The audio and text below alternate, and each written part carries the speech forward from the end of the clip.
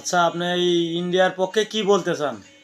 Indian পক্ষে কি আর বলবো, বলার তো আর কোনো ভাষা নাই।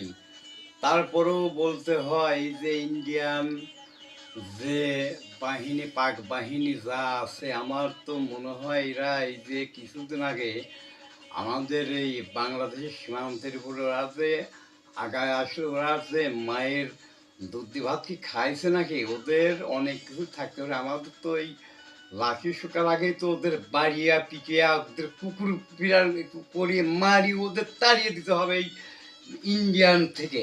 ওর বাইরে কোথাও ওদের দিয়ে দেবে।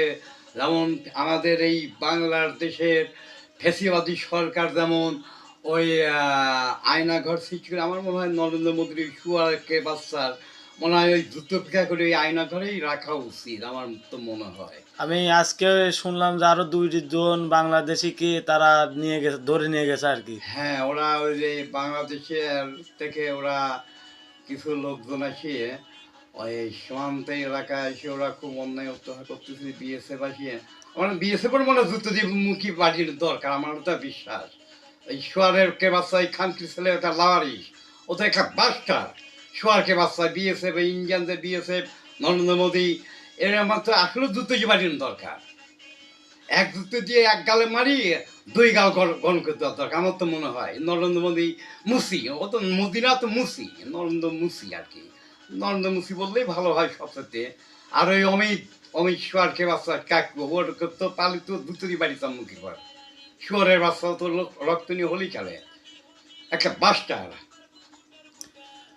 আমি আপনাকে একটা প্রশ্ন করি, সেই প্রশ্নটা হচ্ছে যে এরা ইন্ডিয়ানরা যে বাংলাদেশিদের মাঝে মাঝে ধরে নিয়ে যায়, এর কারণ আমি বুঝলাম না। এর কারণ তো এই ফেসিবাদ খুনি শেখ হাসিনা ওদের সাথে জড়িত। এই ওয়াই যে কাদের আছে না, কাকু, এই হাসান মাহমুদ ইউনুস, তারপর হাসান মাহমুদ আছে, ওই যে আরো তথ্যমন্ত্রী হাসান মাহমুদ ইউনুস আছে। এই সোয়ারে বছর কোথায় এখন? ওদের তো পাশে গরম টিম দেওয়ার দরকার। এই সেই সাথে নরেন্দ্র মুসিরও দেওয়ার দরকার। নরেন্দ্র মুসি এই বাংলাদেশে আসে, ওর লজ্জা তো করা উচিত যে ওই দেশে যাবো, আমার তো লাখ লজ্জা নিয়ে তো যাওয়ার দরকার আছে। ওই শুয়ারের বাচ্চা তো পালিত জুতো দিয়ে পিটাতাম, কিন্তু পাইনি তো কাছে।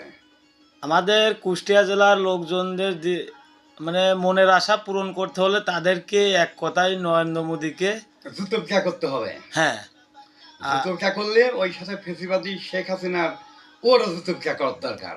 ও যা করেছে, ওর তো 70 ফাঁসি দিয়ে ঝুলে নিয়ে উচিত, আমার তো মনে করি তাই। তো বর্তমান বাংলাদেশেও নাই, এখন ইন্ডিয়ায় আছে কিনা ইন্ডিয়া